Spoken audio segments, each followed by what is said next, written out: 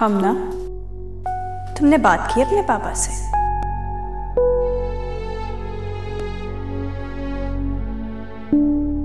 क्या कहा तुम्हारे पापा ने? अगर कुछ कहा नहीं तो तुम्हारी बात तो सुनी होगी। क्या उन्होंने तुम्हारा चेहरा देखा? तुम्हारी आंखों में ये तैरते आंसू देखे?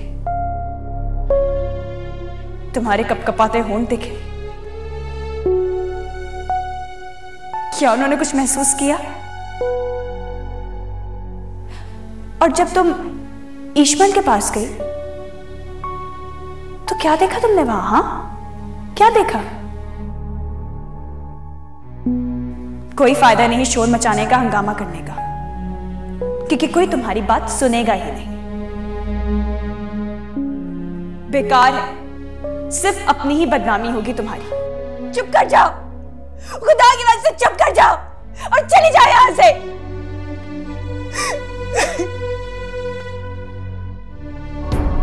मैं अकेली रह गई,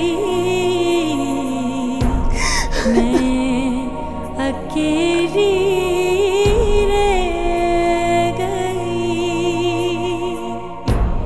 मैं अकेली रह गई,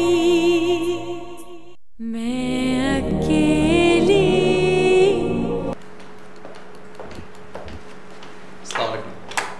वालेकुम सलाम। आज आप ऑफिस नहीं जा रहे? नहीं भाई, आज मैं दफ्तर नहीं जा सकूंगा। रात मैंने एक प्रोजेक्ट शुरू किया था, सोचा था मुकम्मल कर लूंगा, लेकिन कर नहीं पाया। और प्रोजेक्ट इतना इम्पोर्टेंट है कि मैं उसे छोड़ भी नहीं सकता। नाश्ते के बाद फिर करूंगा। बेटा नदीम, तुम कदीर साहब को लेकर मीटिंग में चले जाना और पूरी तवज्जो के साथ शरीक होना, क्योंकि बहुत इंपॉर्टेंट मीटिंग है। जी बाप।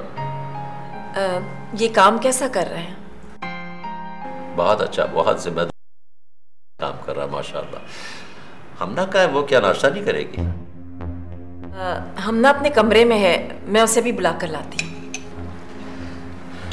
पापा आप देर तक काम ना किया करें, मुझे बता दिया करें, मैं आपका काम कर दिया करूँ।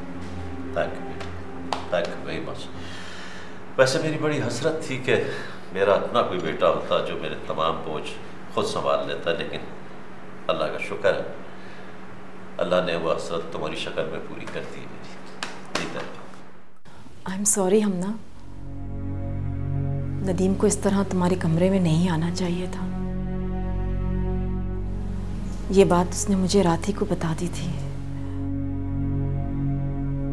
हाँ बेटा, वो झूठ नहीं बोलता है ना, तो जो दिल में उसके होता है वो सच सच कह देता है। हालांकि तुमसे इस तरह की बात उसको इस तरह बेधड़क नहीं करनी चाहिए थी। मैं जानती हूँ कि तुम्हें बुरा लगा है।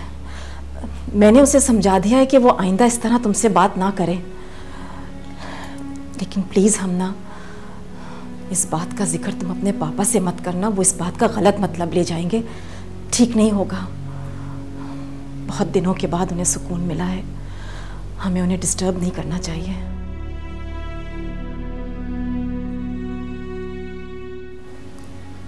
हमना प्लीज़, मैं तुमसे रिक्वेस्ट करूंगी कि आप जाइए, मुझे तैयार होना है। तुम्हारे पापा नाश्ते पे तुम्हारा इंतज़ार कर रहे हैं, उनसे क्या कहूँ? कह दीजिएगा मुझे भूख नहीं है।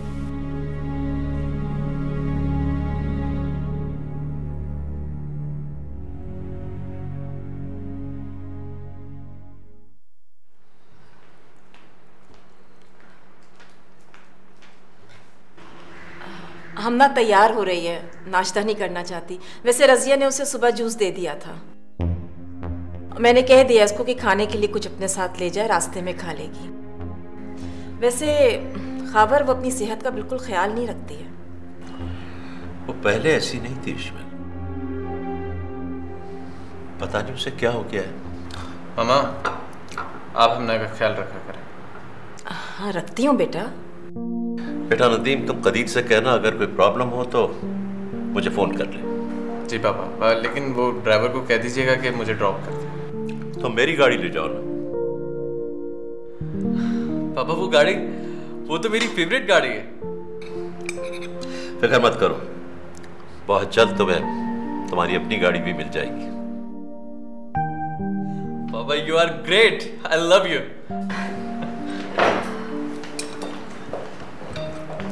Thank you Khawar. ओके।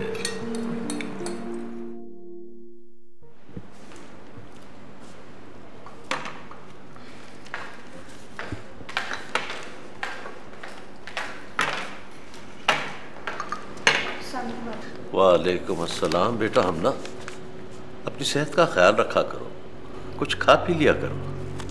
तुमने नाश्ता भी नहीं किया, सेब साथ ले जाओ, रास्ते में खा लेना।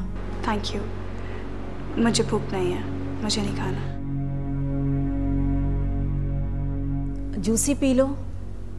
बेटा अब इस घर में तुम्हारा ख्याल रखने वाले हैं, इनकी बात मान लिया करो। पापा मुझे देर हो रही है, मैं चलती हूँ। खुदा हाफिज।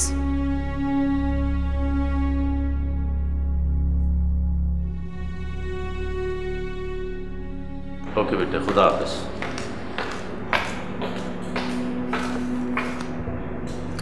चलिए, मुझे कुछ थकी थकी सी लग रही है।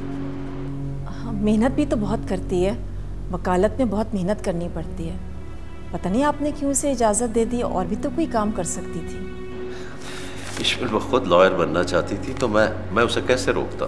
तो बच्ची है खावर, समझदार है, पढ़ी लिखी है, लेकिन तजर्बा तो नहीं है उसे। और बड़े तो होते ही इसलिए हैं कि अपनी तजर्बे की बुनियाद पर बच्चों को समझा सकें। देखिए ना, नदीम ने कितने हाथ पांव मारे कि मुझे म्यूज़िकल ग्रुप बनाना है, मगर मैंने उसे समझाया, और आज देख लें आप। हाँ माशाल्लाह, नदीम बहुत समझदार बच्चा है। अभी उसे ऑफिस संभाले 1 महीना भी नहीं हुआ, लेकिन वो सारा काम समझ गया। मैं आपसे यही पूछना चाह रही थी कि नदीम कैसा काम कर रहा है, कोई प्रॉब्लम तो नहीं है आपको उससे? नहीं नहीं नहीं, कोई प्रॉब्लम नहीं। समझदारी से काम कर रहा है ना, मतलब मेरा मतलब ये है कि काम संभालने के काबिल है। हाँ भाई, संभाल लेगा, बल्कि संभाल लिया है उसने।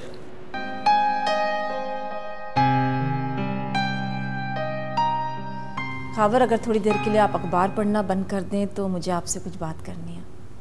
हाँ बोलो। वो मेरी रमशा से बात हुई थी, उसने हमना के लिए फ़ोन किया था, तो बता रही थी कि उसे कहीं से पता चला है कि शहवार बरजान के साथ हमना की शादी नहीं करना चाहती, किसी और के साथ करना चाहती है। इसमें शहवार का दिमाग ख़राब है। मेरे जहन में ख्याल आ रहा था कि कहीं शहवार हमना की शादी में आके कोई झगड़ा ना खड़ा कर दे। देखें ना, आप भी हमना के रुखसत होने की वजह से उदास हुए जा रहे हैं, और सच्ची बात तो यह है कि पता नहीं हमना की किस्मत में क्या लिखा है खावर। बेटियां तो हर शख्स यही सोचकर ब्याहता है कि वो अच्छे घर में जाएं और सुकून से रहें।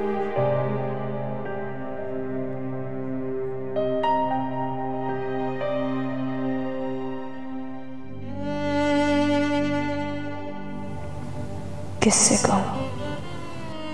अब तो रमशा से भी नहीं कह सकती।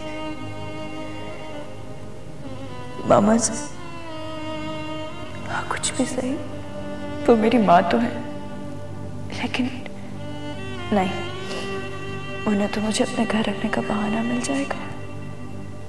और फिर पापा से झगड़ा? नहीं, ये मामला ऐसे नहीं निपटने वाला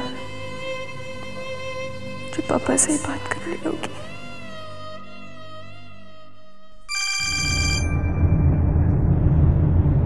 हेलो। हाँ रमशा, बस आ रही हूँ थोड़ी देर में।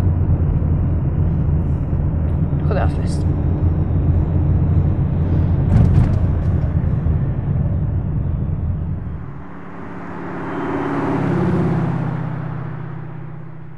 मगर ऐसा होना ज़रूरी तो नहीं, खुदा न खास्ता कोई परेशानी भी हो सकती है।